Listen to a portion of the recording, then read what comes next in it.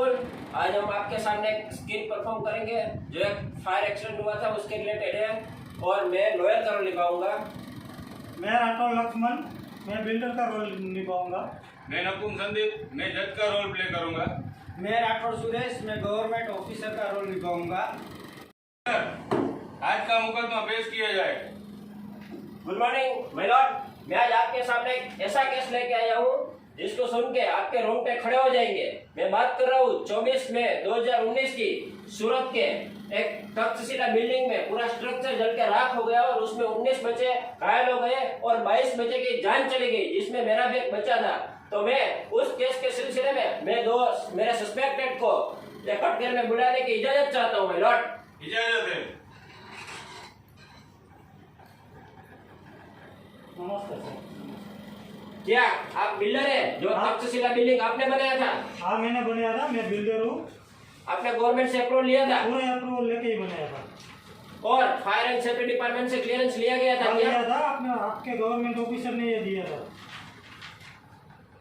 ठीक है, आप गवर्नमेंट ऑफिसर है? हाँ जी, मैं गवर्नमेंट। इसमें दिखा रहा है कि पूरा फायर एंड सेफ्टी का ध्यान रखा गया था। वो बिल्डिंग में फायर हॉस एफएनजी का जो भी इक्विपमेंट है, फायर एक्सटिंग्विशर, वो सब लगाया गया था। तो वहाँ पे तो एक्चुअली में कुछ था ही नहीं, तो आपने कैसे वो बिल्डिंग को अप्रूव किया? नहीं, मैंने जब ये इन्वेस्टिगेशन किया उस टाइम पे सब था, फायर का डिवाइस था, फायर होस था, फायर सेफ्टी का पूरा सामान था, वो सब उधर लगा हुआ था। वो इन्वेस्टिगेशन करने के बाद ही मैंने उसको अप्रूवल दिया था।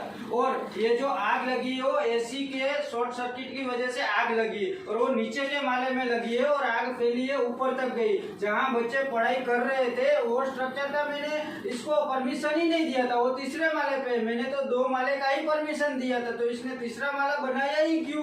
कैसे बात कर रहे हैं यार आप? क्या अभी आप ये तो बोल रहे हैं कि वो तो तीसरा माला अनलीगल ही था और आपने वो कैसे बनाया? फिर परमिशन के बिना बनाया है क्यों? क्या सूरज सर, वो टेबल के नीचे से 20% दिया था ना आपको? वो तो याद है कि नहीं? 2 माले के लिए है। पॉइंट नोट किया जाए माय लॉर्ड। ये आप सुन रहे हैं ना, इसमें रिश्वत की बात हो रही है। यहाँ पे दोनों ने रिश्वत लेन देन की बात की है और रिश्वत ली है। अभी रिश्वत देंगे तो फिर तो ऐसा ही होगा। क्या आप मेरे बच्चे की जान वापस ला सकते हैं? क्या आप बताइए मेरे को, ला सकते हैं क्या? मैं आपको 2 गुना रिश्वत देता हूँ, आप ला सकते हैं जान? क्या ठीक है, मैंने रिश्वत लिया, ठीक है, मुझे भी वो हो रहा है, मैं आपका इमोशन समझ रहा हूँ, ठीक है, और मेरा भी गिल्टी फील हो रहा है क्योंकि मैंने ये रिश्वत लिया।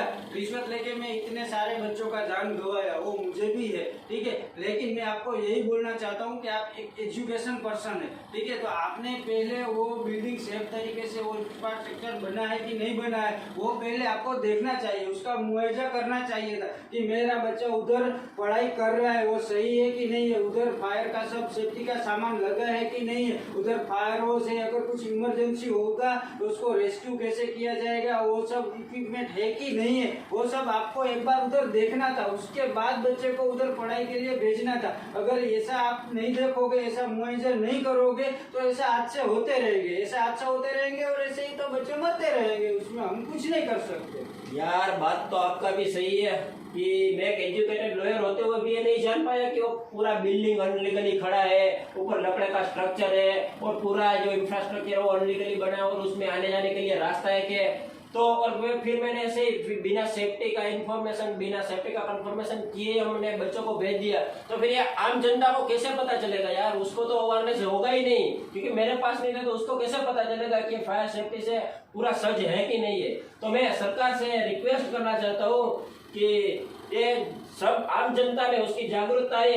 ये जो हमारा रात दिन टेक्नोलॉजी का विकास हो रहा है, वो जो इंफ्रास्ट्रक्चर बन रहा है, वो इंफ्रास्ट्रक्चर में फायर एंड सेफ्टी का पूरा ध्यान रखा जाए और फायर इक्विपमेंट के बारे में सब आम जनता को नॉलेज हो और उसमें अवेयरनेस आए, इसीलिए प्रोग्राम चला जाए और सरकार की तरफ से कुछ लॉ एंड ऑर्डर बनाया जाए और उसको लागू किया जाए, तभी आम जनता में जागरूकता आएगी। मैं सरकार से रिक्वेस्ट करना चाहता हूँ और ये केस की सुनवाई आगे की जाए।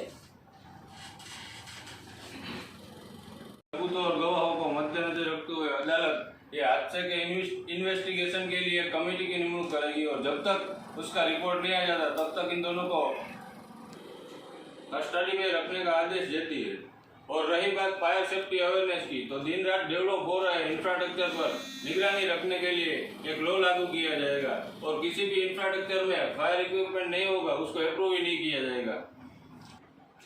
The court is adjust. यहाँ पे हमारा स्किट खत्म होता है। लेकिन आम जनता को ये जागरूक होना चाहिए, क्योंकि अंधा कानून नहीं, सच में अंधे तो हम हैं कि हम ऐसे ही जांच पड़ताल का बिना फायर एंड सेफ्टी जो इंफ्रास्ट्रक्चर में कुछ भी नहीं है फिर भी हम बच्चों को भेज दिए। तो सब में जागरूकता है, इसीलिए हमारा प्रयास था कि सब में नॉलेज का अवेयरनेस हो, इसलिए हमने स्किट किया था और यहाँ पे हमारा स्किट खत्म होता है। अस्तु। Thank you.